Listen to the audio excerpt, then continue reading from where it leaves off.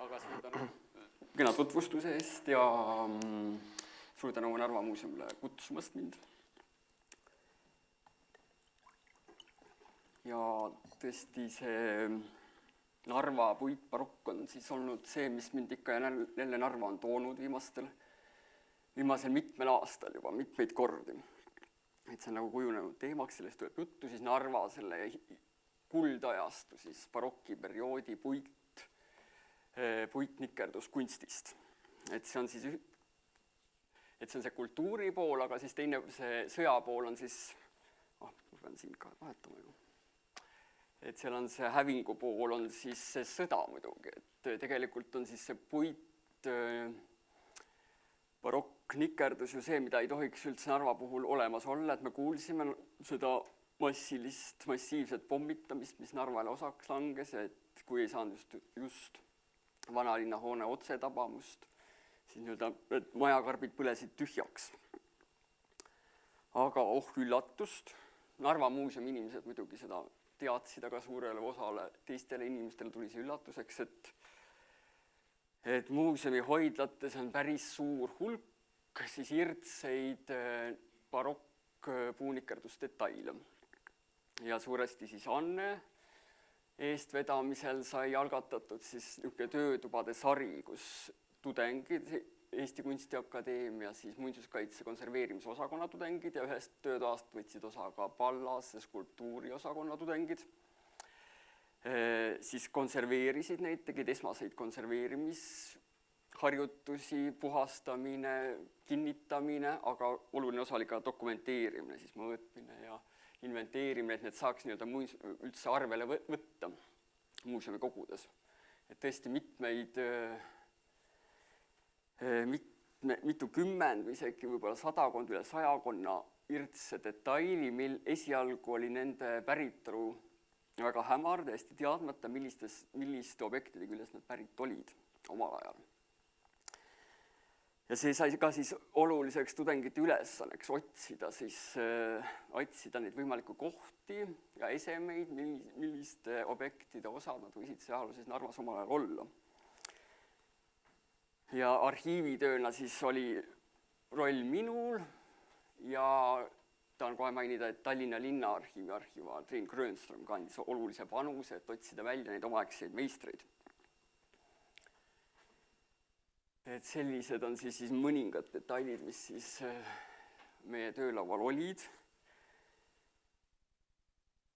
Ja oluliseks allikaks kohe kujuneski ajalooline fotomaterjal Narva kohta, mida on päris palju.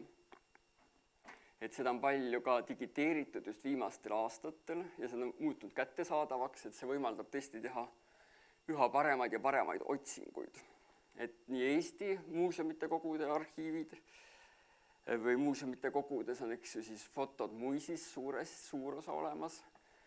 Narva kohta väga huvitavad pildimaterjali on näiteks Tartu Ülikooli kunstijaloo kabinetikogus. Aga mis meile ja mulle võib-olla kõige huvitavam üllatus oli ja võib-olla kõige olulisem selline tööriist oli meil hoopis Saksamaa kogud, Saksamaa ajaloolised siis fotokogud ja Marburgi ülikooli juures on selline asutus nagu siis Saksa kunstiajaloo dokumentatsioonikeskus, mille allasutuses on siis fotoarhiiv, Marburgi fotoarhiiv, kunstiajaloo fotoarhiiv ja seal on üllatavalt siis suur hulk ajaloolisi Baltikumi fotosid ja väga palju ka Narva fotosid. Ja see kogu on just viimasel, see oli vast umbes 4 aastat tagasi, kui see sai digiteeritud ja neil on see andmebaasis üleval see kogu.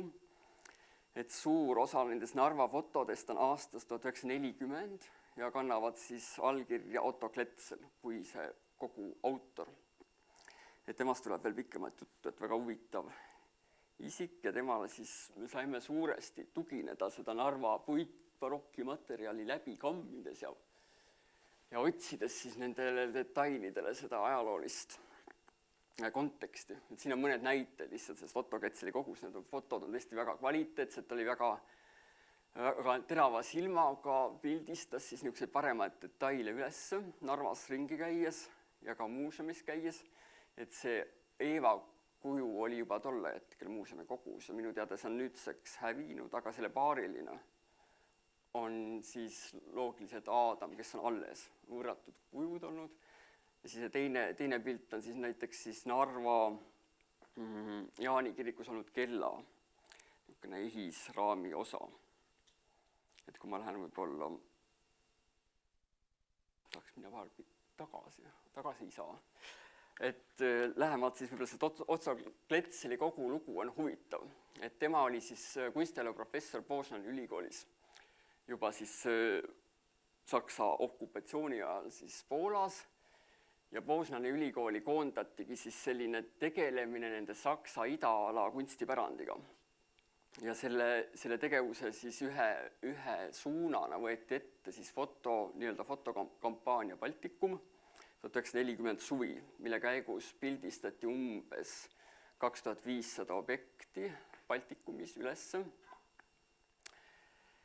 Ja imekombel siis, kuigi see Otto Kletsel ise suri või mõrvati 1945. aastal Poznanis, tema kogu jõudis Marburgi. Et see fotokogu on suures osas säilinud. Ja tänaseks siis digiteeritud ja kätte saadav.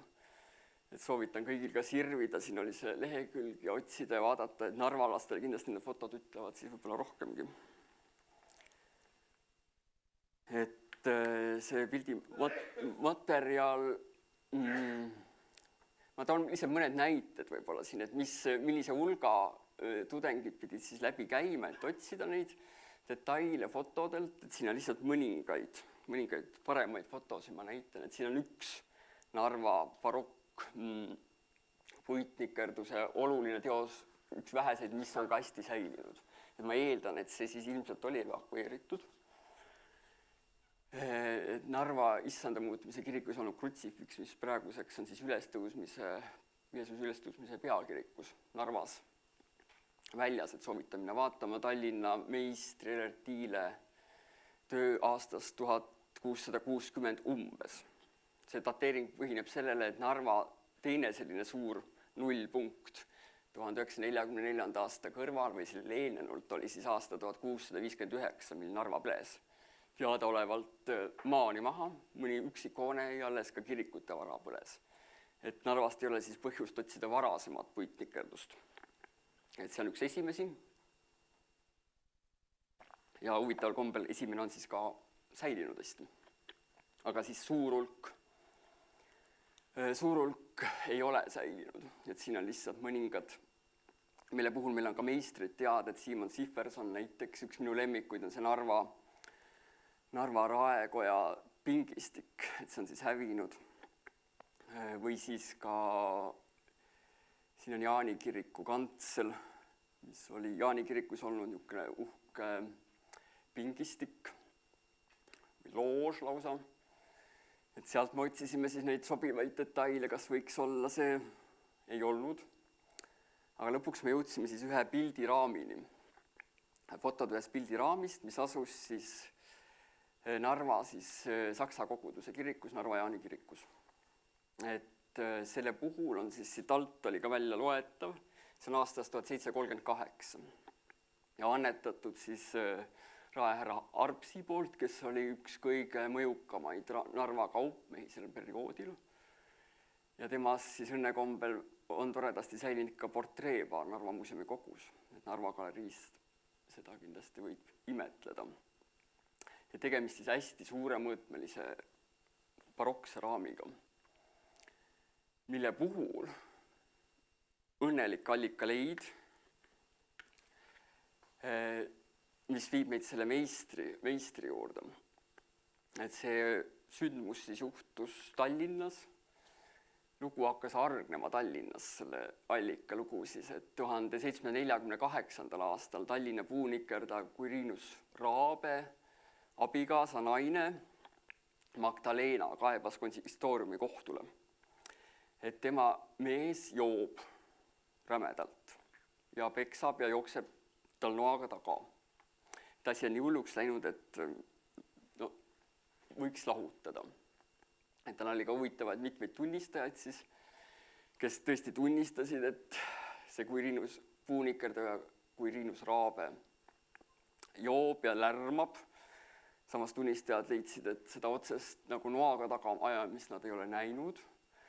Ja siis võeti ka tunnistusi sellelt samalt raabelt, kes selle tunnistas naisele vastu, et naine on nii halb, tema oli muidu tore mees, käis kirikus, peale abiellumist naise tõttu hakkas jooma.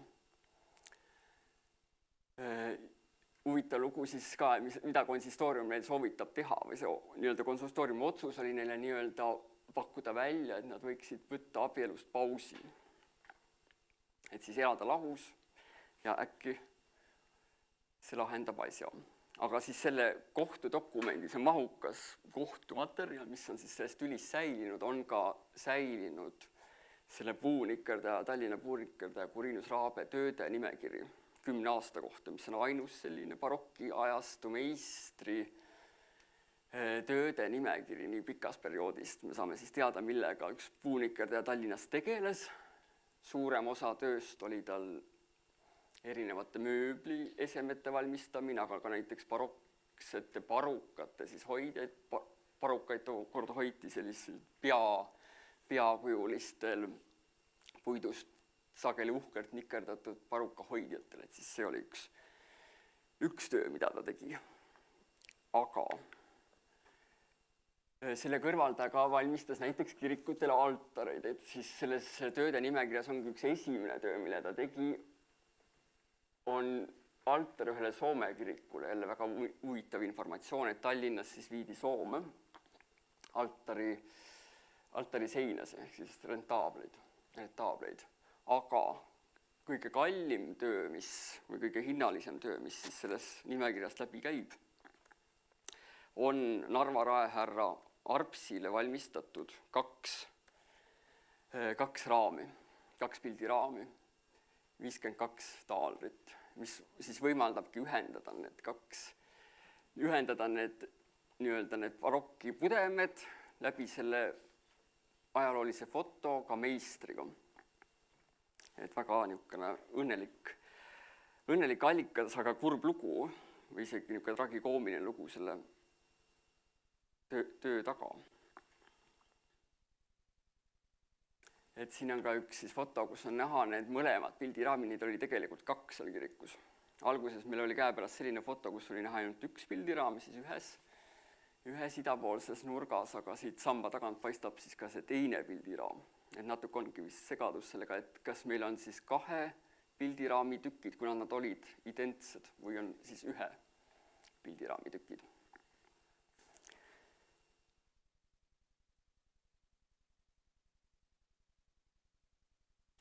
Aga siis üks pilt, mille kohta ma pärast võib-olla keegi oskab mind juhatada, kus see pilt pärit on, oli see venekeelses Wikipeedias, et mis seal Narva Jaani kirikus, milline ta peale seda välja nägi, et kus need tükid siis välja toodi, et on näha, et mitte kõik võlvid ei ole sisse langenud, võib-olla tõesti need raamid olid mingil kujul seal siis alles, samuti alles seal palju muud, näiteks need laelühtrid, et mis neist siis on saanud, on küsimus. Aga tänu sellele raamile me saime siis umbes pooled need tükid paika, mis meil käepärast olid töölaual, aga pool jäid üle. Pool, mis siis stiililiselt on varasemad, pigem siis 17. sajandi lõpp, ka kantus, väga ilusa kantusornament. Et sellega läks siis lugu juhatas meil selle teise suure Narva vanalinna hävinud kirikuni, mis oli siis Narva issanda muutmise peakirik, mis oli olnud siis Rootsi ajal Luteri koguduse kirik ja kuhu sest Rootsi perioodist oli sisse jäänud ka üsna palju seda luterlikku kiriku inventaari. Siin on näha see kantsel, luterlik kantsel ja nende kuninglike väravate taga on näha siis 17. sajandi altari sein, millest ei ole häid fotosi. Ka arusaadaval põhjusel, ka Kletsel, Otto Kletsel sai seda pildistada ainult niimoodi, et väravad on kinni, et ainult sealt ülemisest avas natukene paistab. et need kuninglikke väravaid ju ei avata niisama ja nii tihedasti, et seda ilmselt siis fotograafile ka ei avata, et on ainult üks teadaolev niisugune foto, kus need väravad on lahti ja on näha see altar.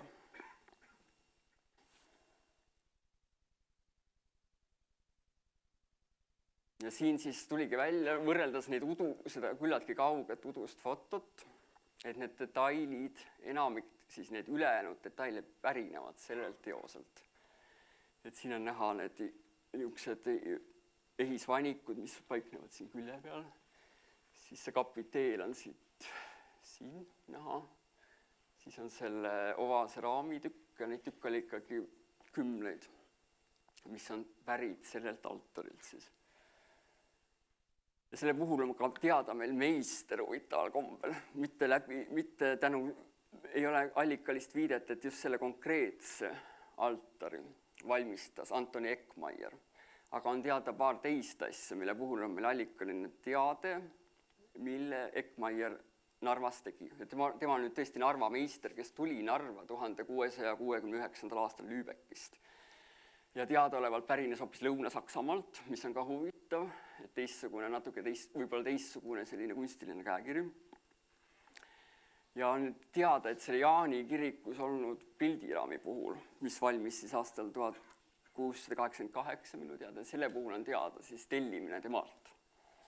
Ja samuti Jaani kirikus olnud ristimisvaagen. Ja siis stilistiliselt juba Sten Carling, tuntud Rootsi päritolu kunstiajaloolasena, kes 1930. aastatel siis intensiivselt selle Narva barokipärandiga tegeles, juba tema siis omistas ka selle altari Anton Eckmayeri stiililiselt just, et see ornament on niivõrd sarnane ja need ingli putode pead, et tõesti ka meil ei ole selle fotomaterjali põhjal alust teisiti arvata, et siin on, Narvas on olnud siis vähemasti 4 selle meistri tööd, nii Jaani kiriku altarisein, siis Issanda muutmise kiriku altarisein, Narva Jaani kirikus üks uhke barokne maal ja Jaani kiriku ristimisvaagen. Ja ka huvitav meister, kelle lugu annaks kindlasti edasi uurida, meil on ka seda allikalist materjalist Narva linnaarhiivis tema kohta päris palju, aga siit võib-olla kõigele ei jõua peatuda. Aga siin juba jõudsime lõpuslaidina, aga meil päris uuringute viimases etapis tuli välja üks huvitav foto siit samast Narva muuseumi kogust, mis siis, siin on see sama Narva Issanda muutmise kirik ja see sama altar, need võiduväravad on juba kadunud ja on näha, et see altari sein on suures osas veel alles, kuigi osad detailid on juba kadunud. Ja tundub, et osad isegi need skulptuurid, mis olid seal ehisviilul sellel altaril, mis on praegu muuseumi kogus, on juba sellel pildil eemaldatud. Ja ilmselt kõik enamus neid detaile, mis on praegu muuseumi kogus, on juba selle pildi tegemise hetkeks eemaldatud. Ja huvitaval kombel tõesti selle valgusjärgi, mis sealt kooriruumi laest tuleb, on näha, et see võlv on sisse kukkunud. Aga altari sein siiski suures osas tegelikult säilis. Oleks olnud kindlasti nagu konserveeritav. Aga ja seegi, et säilisid mõned tükid. Ja siis teine pilt on sellest samast kirikus, samas suunas, ida sein 1953. aastal. See on siis umbes see aasta, kui need barokkdetailitükid anti muuseumil üle. See on ka hämar lugu, et kes nad täpselt üle andis, mis asjaoludel, ei olegi teada. Et see on ka väga tore pilt, kus istub ka see paarikene seal kiriku varemetes, selline Tarkovskilik vaade. Aga jah, et selliste detailide roll on ikkagi, selliste irdetailide roll on väga suur just selles mõttes, et kui mõelda, et kuidas on Narva puitbarokkiga tegeletud, siis oligi Sten Carling viimane, kes siis 30-ndatel, kui see kõik veel alles oli, tegeles selle teemaga ja materiaalse kultuuripärandi puhul kipubki niimoodi olema. Et see, mis on alles, sellega tegeletakse rohkem ja peale Sten Carlingit ei olegi Narva puitbarokkiga keegi nagu põhjalikumalt tegelenud. Heal juhul on siis tema seisukohti korratud. Aga nüüd, avastades nii-öelda uuesti seda ka kunstiajaloole see annab siis põhjust uuesti seda Narva barokki uue pilguga vaadata ja tõesti üle vaadata ja annab ka võimalusi teha teistlaadseid uuringuid, näiteks uuringud siin ka selle polükroomi osas ja materjalide osas, mis on käimas, et üks magistritöö on Eesti Kunstiakadeemias valmimas just selle Narva puitbarokki teemal Jüri Martin Lepalt. Et see tuleb käitsmisel ilmselt kevadel. Et see nii-öelda taasavastamine, selle füüsilise kildude taasavastamine siis ärgitab ka sellist uut uurimist teemal. Ja teine aspekt, mis see Narva puitbarokki killud nii-öelda esile toovad selle näituse kontekstis, on võib-olla ka see, et kui suur on nagu muuseumite roll ikkagi ka sellises sõjasituatsioonis ja peale sõjasituatsioonis ja muuseumite kogumistööl. Kui suur on see roll just seetõttu, et nendest nii-öelda kinnismälestistest, sest selle altari seina siis näitel ühes siis kinnismälestisest, mis on selle kiriku osa olnud, saab siis 100 vallasmälestist. Et see esemete hulk mõnes mõttes plahvatuslikult kasvas Narva pommitamise käigus ju. Ja neid pudelis kindlasti siia-siina laiali, et me nägime nende fotode peal, siin on ka ju palju rohkem neid detaile võib ju kuskilt välja tulla. Ma just enne, kui ma sõitsin nüüd Narva, käisin Balti jaama turu antikvariaadis ja seal on ühes vitriinis on siis Narvast pärit barokne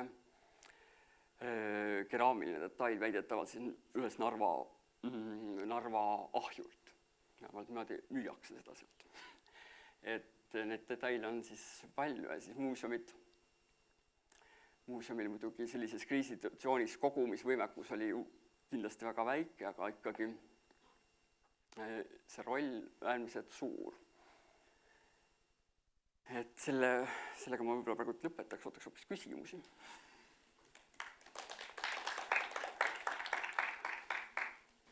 Jaa, aitäh ja palun Surab. Aitäh sulle ja meeskonnale, et Narva tulite ja Narva barokki ette võtsite. Kui sa selle teemaga või üldse meeskonna teemaga edasi läheb, siis sellel hetkel, kui projekt oli, ma seda ei teadnud, aga Issanda muutumise kirikust viidi välja kõige suurem hulk esemeid just selle veebruari teise evakueerimise raames. Oled kursis, jah? Ja need esemed anti üle siis Tallinnas Nikolai kirikule. Nii et on väike lootus, et midagi sellest on mingis Eestis asuvas õigeusu kirikus alles. Anti üle siis... Seal teisel evakueerimisel õigeusu kiriku piiskop sõitis kaasa nende autodega ja tegi uksed lahti. Nad pakendasid seal koguduse inimestega see, mis oli võimalik selles kiirel ajal teha kaasa, laaditi autodele, viidi Tallinnasse. Niguliste kirikule? Nikolai õigeusu kirik Vene tänaval. Ja sinna üle anti need esemed. Mis on nende saatus? See on nüüd see teema, mis päevakorda kerkis nüüd viimasel ajal. Ja Jaani kirikuga lihtsalt kommentaariks läks kõige kehvemini, sest uks oli kinni ja Kotkaasega teised ei hakanud uksi maha murdma. Esimesel korral oli kinni ja teisel korral kinni ja kolmandal korral enam. Vaata, mis mängib veel rolli. Aga jah, tõesti. Jah, kas on veel soove küsida, kommenteerida? Ma küsiksin siit siis nõnda, et kui on olemas selline hulk detaile, see ongi täpselt, et meil on olemas olnud üks pilt või üks maailm ja see maailm on löödud täiesti kildudeks ja selle maailma purunemise käigus tekkinud kildudest on alles omakorda ikkagi väga väike osa. Et kas ei ole omamoodi vabastav see, et saab tegeleda ka mitte ainult kvalitatiivse uurimisega, et sa püüad mõelda seda, et kuhu kohta see täpselt kuulus või kust see pärit on, mis võib-olla tekitab ka vahepeal sellise jõuetuse, et kui tõesti keegi pildistanud ei ole, siis me ju ei tea. Aga saab tegeleda ka kvantitatiivselt, et sa vaatad seda kui ühte sellist suurt materjali hulka, mida sa saad analüüsida juba selles mõttes hoopis teistmoodi. Jaa, siin muidugi takistuseks osutub ikkagi see, et kui me ei tea selle tükikese päritolu ja selle valmimise aega, siis meil ei ole nagu raske ikkagi näha mingit pigmendiuuringuid, selliseid asju teha. Jaa, seda me saame teha, aga kui me ei tea, millal ta on valminud, siis me ei saa nagu manna teda sellesse pilte, milliseid pigmente siis mingil perioodil kasutati või et ikkagi kasuks tuleb see alati, kui me saame selle konteksti taha sellisele fragmendile, aga tõesti selles suhtes sul on õigus, et ka nendele fragmentidele nagu eraldi väärtus, võib-olla ka muuseumi töös just, et nad võimaldavad ju rääkida seda Narva lugu hoopis teise nurga alt ja seda Narva või seda sõjalugu ilmestada. Et on ju ka võimalik, selle barokse raami puhul on variant taastada need puuduvad osad ja teha sellest üks barokne raam jälle. Aga mis väärtus sellel oleks, et meil oleks lihtsalt üks barokne raam juures, et neid barokseid raame on küllalt, et võib-olla ütleks isegi, et suurem väärtus on sellel just sellel kildudena, mis võimaldab teda siis erinevalt. Muuseumil on võimalik siis mängida nende kildudega ja jutustada erinevaid lugusid. Et siin on ühelt poolt selle Raabe tragikoomline lugu ja teiselt poolt siis Narva pommitamise lugu, evakueerimise lood. Ja siis ma võin lisada, et tegelikult me tegime pigmentiuuringuid ka selle projekti raames ja see Narva puitbarokk ongi minu silmis väga tore näide, kui palju erinevaid lähenemisi võib kasutada, sest alustasimegi sellest, et meie koguhoidjad tõstsid kõik meie jaoks välja, hakkasime vaatama objekte, hakkasime vaatama pilte ja siis oli väga-väga palju läbivaatamist, aga me tegime ka XRF-analüüsi, et me teame, et see on päris kulda, päris hõbedat kasutatud, see on kinaveeri kasutatud ja sellega kaasnes ka loengusari. Ma väga soovitan meil kodulehel kõik täiesti olemas ja näiteks üks teemadest, mida me loengu jaoks valisime, oli ka fragmentaarsus, ehk siis kuidas siis läheneda sellele pärandile, mis ongi meil fragmentidena säilinud. Jah, et siin on võib-olla mingid paralleelsuseks tõmmata võib-olla arheoloogidega, kes ka ei ürita kõiki potte kokku liimida. Just. Kas on veel küsimusi, kommentaare? Kui küsimusi, kommentaare ei ole, siis teeme aplausi.